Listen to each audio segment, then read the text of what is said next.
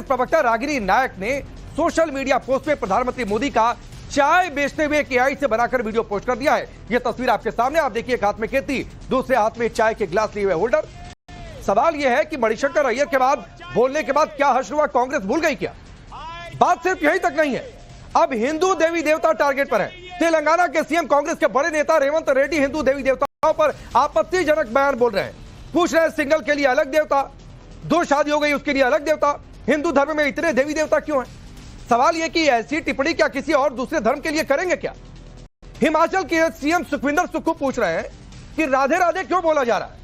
तो सवाल यह भी है कि क्या शुरू से एंटी हिंदू पॉलिटिक्स ही कांग्रेस का एजेंडा है? यह सवाल इसलिए भी क्योंकि आज देश के रक्षा मंत्री राजनाथ सिंह ने बाबरी को लेकर बड़ा बयान दिया कि नेहरू चाहते थे कि सरकारी खजाने से बाबरी बने। रिपोर्ट देखिए, फिर चर्चा करेंगे। आय चाहिए, चाय बोलो चाहिए। क्या इस्लाम कबूल करने का क्या तुमने अपना मन बना लिया क्या मुख्यमंत्री रेवंत रेड्डी? मैं आपसे पूछना चाहता हूं।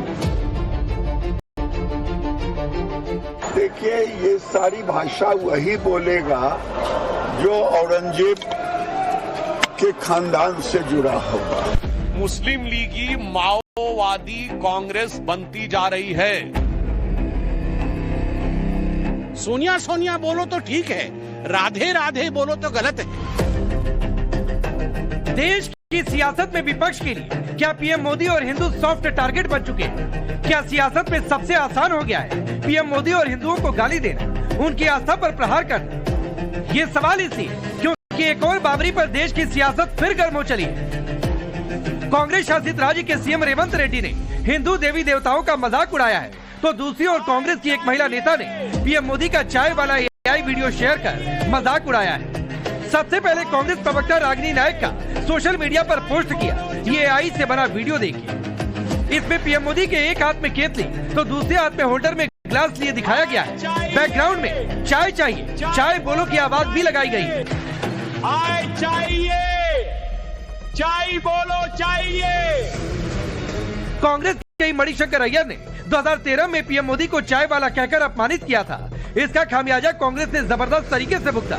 पीएम मोदी तब से सत्ता में बने हैं, कांग्रेस बाहर बैठी है, लेकिन 12 साल बाद भी कांग्रेस नेताओं की आदत नहीं सुधरी। मुझे लगता है एक नया मणिशंकर अय्यर कांग्रेस में उभर कर आया है। मणिशंकर अय्यर जब जब अवतार लेते हैं तब तब कांग्रेस का क्या होता है उसे कहने की आवश्यकता नहीं है। इससे पहले बिहार चुनाव के दौरान भी कांग्रेस ने पीएम मोदी की मां का एआई वीडियो शेयर किया था, जिस पर बवाल हुआ था। बात सिर्फ पीएम मोदी को गाली देने या अपमानजनक टिप्पणी तक सीमित नहीं। पीएम मोदी जिस हिंदुत्व को आगे रखकर चलते हैं उसे गाली देना भी विपक्ष के लिए फैशन बन चुका है। तेलंगाना के सीएम रेवंत रेड्डी ने हिंदू देवी देवताओं को लेकर क्या कहा, सुनिए। హిందువులలో ఎన్ని దేవతలు ఉండ్రు, ఎంతమంది దేవుళ్ళు? 3 కోట్లు ఉండ్రా? ఎందుకునే పెళ్లి చేసుకోవడానికి హనుమంతుడు ఉన్నాడు, 2 పెళ్లిళ్ళు చేసుకునేటోనికి ఇంకొక ఆయన దేవుడు ఉన్నాడు, మందు తాగేటోళ్ళకి ఓ దేవుడు ఉన్నాడు, ఎల్లమ్మ, పోషమ్మ, మైసమ్మ, కళ్ళు కొయ్యాలి, కోడి కొయ్యాలి అనేటోళ్ళకు ఉండ్రు, పప్పన్నం తినేటోళ్ళకు కూడా దేవుడు ఉండు, అవునా? అన్ని రకాల దేవుళ్ళు ఉన్నారు। सवाल है कि क्या ऐसे बयान ईश निंदा के तौर पर नहीं देखे जाने चाहिए? क्या ऐसा ही बयान कांग्रेस के नेता किसी और धर्म के लिए दे सकते हैं? इन्हीं रेवंत रेड्डी ने कुछ दिन पहले ही कांग्रेस मतलब मुसलमान और मुसलमान मतलब कांग्रेस वाला बयान दिया था। तो क्या कांग्रेस को देश के हिंदुओं से कोई लेना देना नहीं? कांग्रेस के हिमाचल सीएम सुक्खू ने कुछ दिन पहले बच्चों के राधे राधे कहने पर उन्हें टोक दिया था।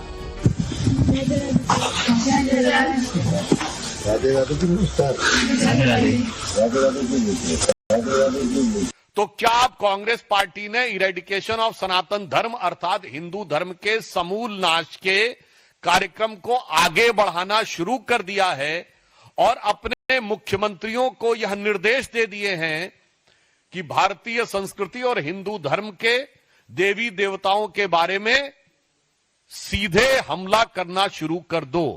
रेवंत रेड्डी जी, यह जो आप ट्यूशन क्लास से सोनिया गांधी जी से और राहुल गांधी से सीख के आ रहे हैं कि जाइए और हनुमान जी, मां दुर्गा, शिव जी और विष्णु जी के खिलाफ बोलिए, आपको अभी भी समझ नहीं आया?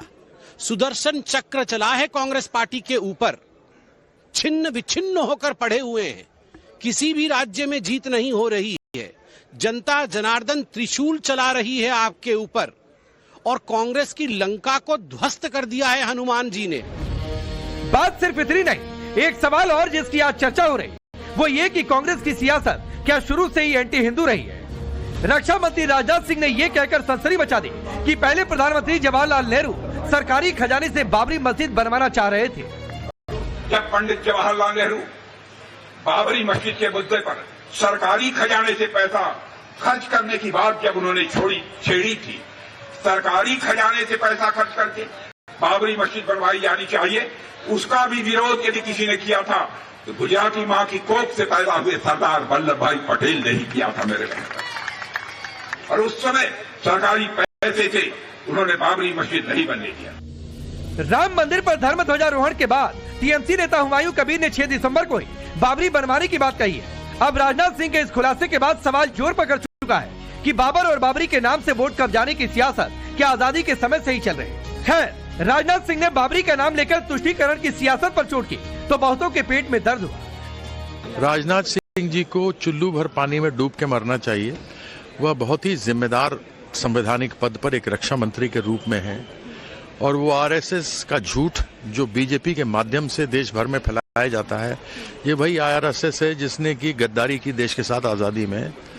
झूठ बोलते हैं, या तो वो प्रमाण दें या फिर माफी मांगकर इस्तीफा दें। क्या उस सोमनाथ मंदिर भूल गए जिसका निर्माण नेहरू के प्रधानमंत्रित्व काल में हुआ था दोबारा? तो ये भारतीय जनता पार्टी जानबूझकर झूठ बोलती है, झूठे ऐसी चीजें गढ़ देती है जिससे चर्चा होने लगे। कांग्रेस राजनाथ सिंह से सबूत मांग रहे, लेकिन दूसरी ओर काशी के धर्माचार्य आरोप लगा रहे हैं कि कांग्रेस की राजनीति की बुनियाद में ही हिंदू विरोध झलकता है। पंडित नेहरू शुरू से मानसिकता उनकी सनातन धर्म को दबाने का कार्य किया गया और कांग्रेस उसी मानसिकता पर आज तक भी कायम है। लोगों में ये बात चर्चित रही कि बाबरी मस्जिद को जिस प्रकार से बनाने के लिए नेहरू तड़पते थे, इसके बाद जो है फिर वही कदम पर सफा चलती आई। जब राम सेतु की बात उठी तो सोनिया गांधी ने स्पष्ट कर दिया था कि राम है ही नहीं, राम काल्पनिक हैं। तो सवाल है कि क्या कांग्रेस समेत पूरे विपक्ष की सियासत अब पूरी तरह एंटी हिंदू टोन पर शिफ्ट हो गई है? क्या पीएम मोदी और हिंदू आस्था विपक्ष के लिए सबसे आसान टारगेट है, या फिर लगातार चुनावी हार के चलते कांग्रेस ने एंटी हिंदू पॉलिटिक्स को ही अपना सियासी हथियार बना लिया है? ब्यूरो रिपोर्ट, टाइम्स नाउ नव भारत। तो चलिए अपनी रिपोर्ट देखिए। आपका परिचय मैं आज के मेहमानों से करवाता हूं। यहाँ मेरे साथ इस स्टूडियो में आपसे थोड़ी देर में जुड़ेंगे राजीव जेटली जी, भारतीय जनता पार्टी के नेता और प्रवक्ता, रोहित सिंह, कन्वेनर युवा चेतना के, चंद्रमोहन शर्मा जी, कांग्रेस पार्टी के नेता, सुमैया राणा, समाजवादी पार्टी के नेता और प्रवक्ता, हाफिज नूर अहमद अजहरी, स्टेट प्रेसिडेंट हैं मुस्लिम पर्सनल लॉ बोर्ड के। आप सभी का बहुत बहुत स्वागत है। चंद्रमोहन शर्मा जी, कितनी हताशा है, ना हिंदू देवी देवता को छोड़ेंगे, ना पीएम मोदी को छोड़ेंगे।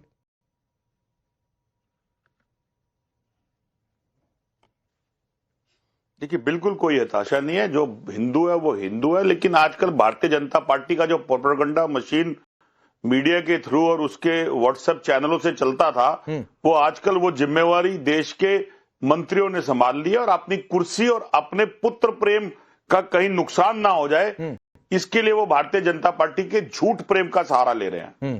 वो उनकी मजबूरी है, क्योंकि अगर आप दो जो महा डैश डैश है उनकी बात नहीं मानोगे तो आपका पुत्र प्रेम में जो आपने विधायक रखा हुआ है वो भी जाएगा और आपकी कुर्सी जो आप पीएम तक सोचते थे जाने के लिए वो भी जाएगी। तो इसलिए कहीं ना कहीं झूठ का सहारा लेना पड़ता है, लेकिन क्या करें, जो झूठ लेंगे तो अपने आप में बताना भी पड़ेगा। मैं एक कैमरामैन को बोलूंगा कि वीडियो ये भाजपा के नेता है शाहनवाज, ये संसद में बोल रहे हैं, तो राकेश जी ये इनसे जरूर पूछ लीजिएगा कि शाहनवाज जी सच बोल रहे हैं या राजनाथ जी सच बोल रहे हैं। मैं चला रहा हूं, कैमरा लगा दीजिए जरा। राम मंदिर का मुद्दा नहीं था, मुसलमानों को इस समस्या में घेरा गया। ये कांग्रेस का हिडन एजेंडा था उपाध्यक्ष महोदय। 1947 के अंदर ये हिडन एजेंडा था। अपने कैबिनेट में डिसीजन किया था सोमनाथ का मंदिर बनाएंगे। भारत का मुसलमान उस वक्त कोई आपसे आरोप प्रत्यारोप करने की भी स्थिति में नहीं था, क्योंकि भारत का मुसलमान उस वक्त डरा हुआ था, सहमा हुआ था। आपने वहां पर सोमनाथ का मंदिर बनाया और उसका क्रेडिट आदरणीय पटेल जी को गया। उसके बाद लोगों के मन में आया चलो एक और काम कर लिया जाए। वहां पर बाबरी मस्जिद के अंदर नमाज हो रही थी। सबसे पहले मूर्ति जिसके समय में रखे गए उस वक्त के प्रधानमंत्री का नाम क्या था? उस वक्त के प्रधानमंत्री आदरणीय जवाहरलाल नेहरू जी थे। बस बस बस